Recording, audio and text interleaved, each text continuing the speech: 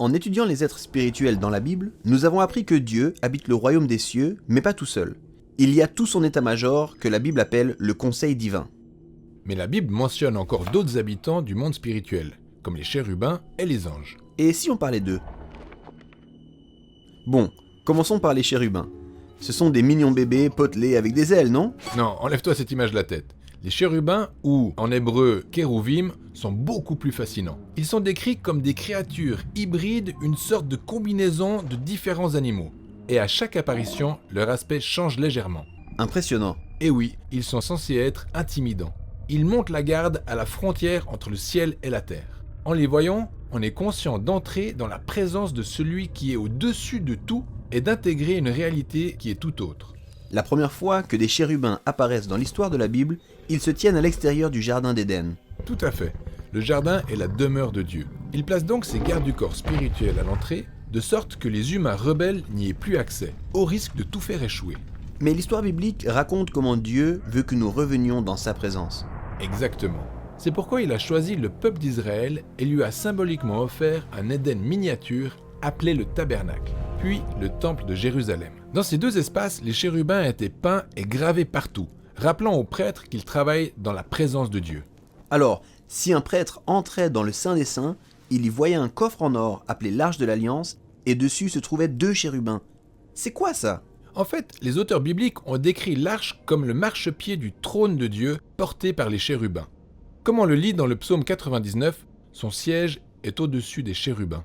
Mais il n'y avait aucun trône au-dessus du coffre. Non, les Israélites n'étaient censés représenter Dieu avec aucune image physique.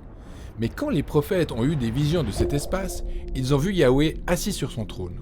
Bon, alors les chérubins montent la garde du lieu sacré, portent le trône de Dieu, mais pourquoi ont-ils l'air de mosaïques du règne animal?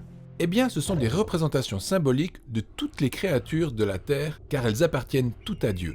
C'est pourquoi, dans la vision d'Ésaïe, toutes les créatures chantent. Toute la terre est pleine de sa gloire. Comme une chorale?